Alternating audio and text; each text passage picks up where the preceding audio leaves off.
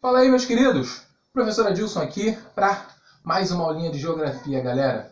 O tema da nossa aula de hoje, galera, a gente vai começar a falar sobre o espaço urbano. Vamos começar a falar sobre as cidades, galera. Primeiro, espaço urbano, para a gente poder se atentar, é considerado aquele espaço não rural. Como que a gente diferencia isso? Devido às atividades econômicas que são desenvolvidas nele. A gente divide as atividades econômicas em 3 setores da economia: setor primário, secundário e terciário. Sendo o setor primário um setor basicamente exclusivo dos espaços rurais, ou seja, agricultura, pecuária, extrativismo mineral, vegetal e animal, são atividades realizadas majoritariamente nos espaços rurais. E nas áreas urbanas, nas grandes cidades, nós temos as atividades econômicas relacionadas do segundo e do terceiro setor da economia, que seria a indústria e o comércio. Beleza? Ou seja, cidades são caracterizadas por atividades econômicas do segundo e do terceiro setor da economia. Vamos começar então. Primeira coisa que a gente tem que entender, galera, o que é esse termo? Urbanização. O que é urbanização? Já ouviram esse termo antes? Urbanização, galera, a gente diz que um país está se tornando urbanizado quando ele já tem uma parcela da população maior vivendo em cidades do que a parcela da população que vive nos espaços rurais. Ou seja, um país urbanizado possui mais pessoas morando nas cidades. Simples, não é? Um país urbanizado possui um grande contingente de população que vive em áreas urbanas. Certinho? Vamos lá. A gente entende que nas áreas urbanas você tem atividades industriais e atividades de comércio e prestação de serviços. Essas atividades elas não são exclusivas das cidades. Podem existir agroindústrias, pode existir comércio nos espaços rurais, mas eles são majoritariamente característicos do espaço urbano. Beleza? Galera, vamos lá. Uma curiosidade que a gente tem que entender é que desde o ano de 2005, no mundo inteiro, nós temos mais de 50% da população do mundo vivendo em cidades. Isso é comprovado por pesquisas da Organização das Nações Unidas.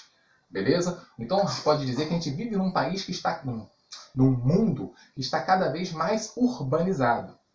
Não quer dizer que os espaços rurais estejam acabando, mas a contingente de população está mudando do espaço rural para o espaço urbano, devido a dinâmicas que vão acontecendo no espaço rural. Nós teremos aulas sobre espaço rural e vamos falar um pouquinho sobre isso mais para frente nas nossas aulas.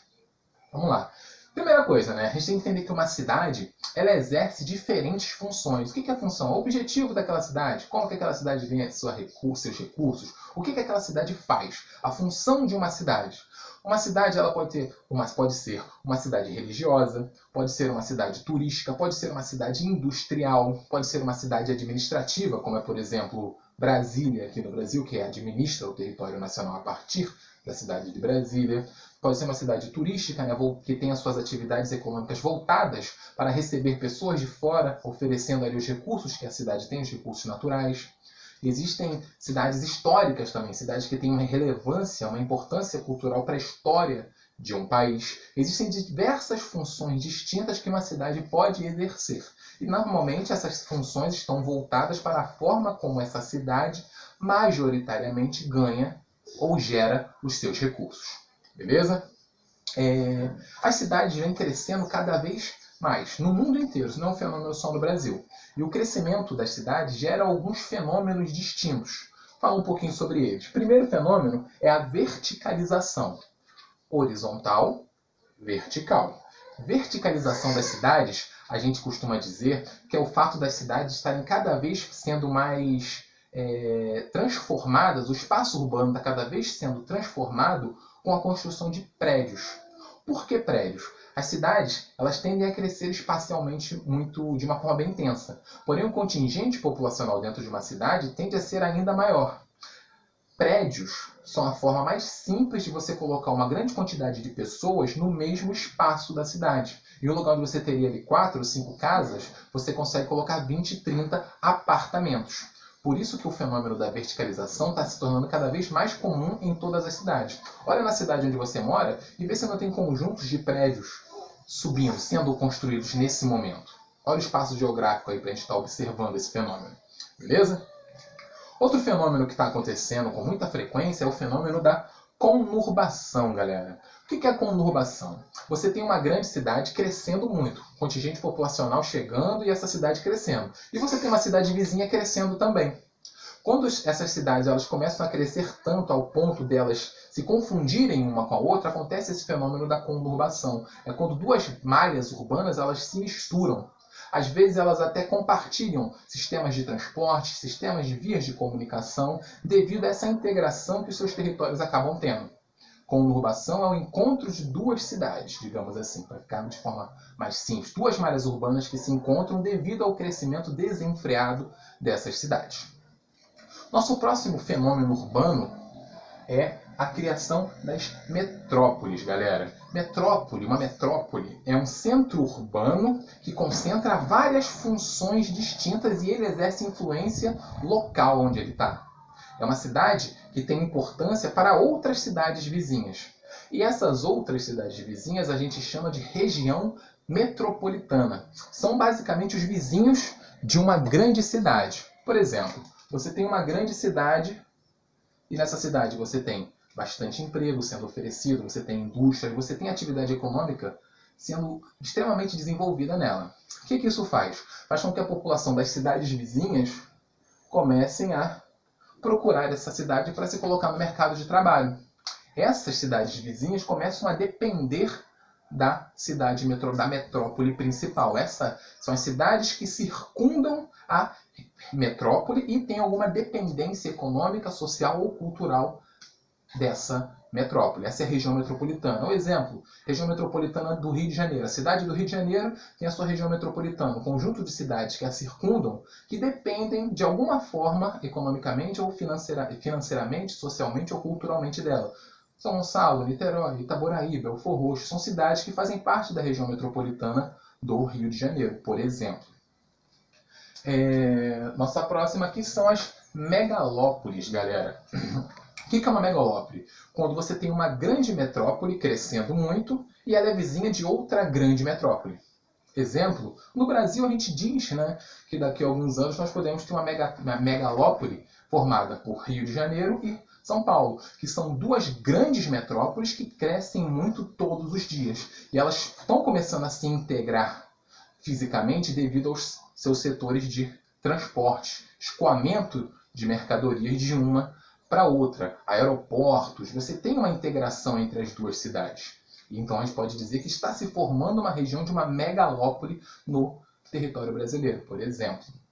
Com isso nós temos também o fenômeno que são as megacidades, que são cidades com mais de 10 milhões de habitantes. O Brasil possui uma megacidade, que é a cidade de São Paulo, que tem um contingente populacional no ano de 2019 de cerca de 12 milhões de habitantes. É a megacidade brasileira, como exemplo, e nós temos também um outro fenômeno urbano, que é a formação das cidades globais. O que é uma cidade global, galera? Falei que a metrópole é uma cidade que exerce influência ali nas cidades vizinhas.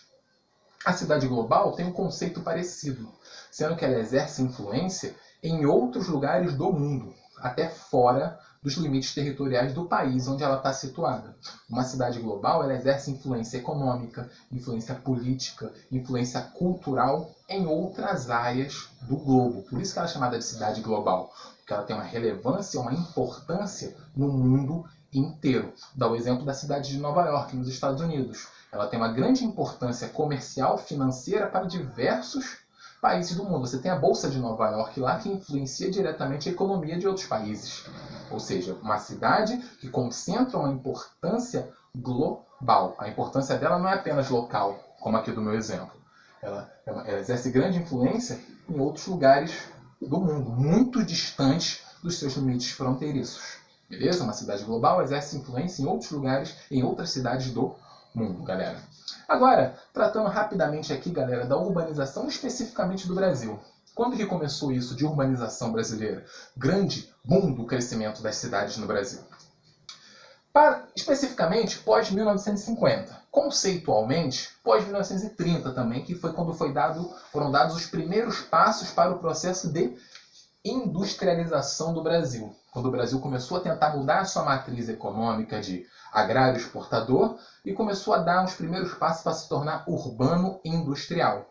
que foi quando foram criados os primeiros incentivos para a implementação de indústrias no Brasil, que o Brasil não tinha indústrias ainda até 1930, beleza? E em 1950 isso se consolida. E com isso as cidades brasileiras começam a ganhar uma grande importância, grande relevância. Isso gera um fenômeno que nós chamamos de êxodo rural.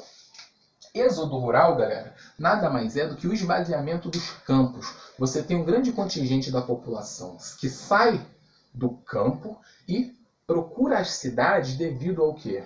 Qualidade de vida, oferta de empregos, moradia, procura melhores condições de vida na cidade porque perde seus postos de trabalho no campo. Perde seus postos de trabalho no campo por quê?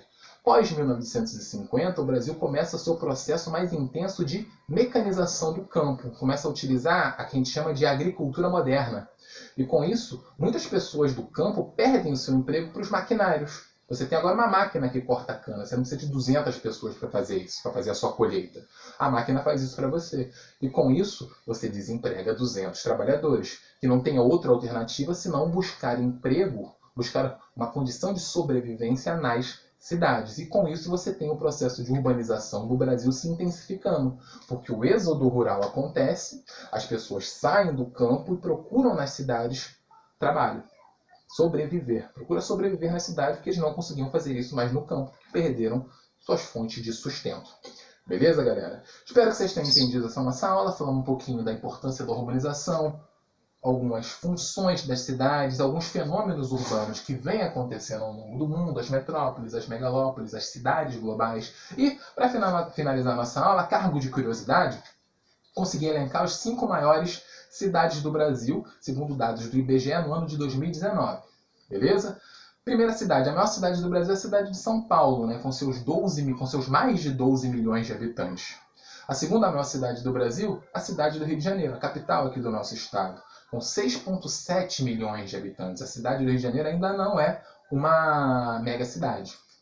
Está próxima, mas ainda não é. Logo após elas, em terceiro lugar, nós temos a cidade de Brasília, mas já com contingente populacional bem menor, com cerca de 3 milhões de habitantes, a cidade de Brasília. Em quarto lugar, nós temos a cidade de Salvador, né, com 2,8, mais ou menos 2,8 milhões de habitantes. E em quinto lugar, nós temos a cidade de Fortaleza, com 2,6, 2,7 milhões de habitantes, segundo dados do ano de 2019 do Instituto Brasileiro de Geografia e Estatística. Galera, com isso eu finalizo a minha aula. Espero que vocês tenham gostado aqui do nosso conteúdo referente à urbanização e eu espero vocês aqui na nossa próxima aula. Um forte abraço a todos.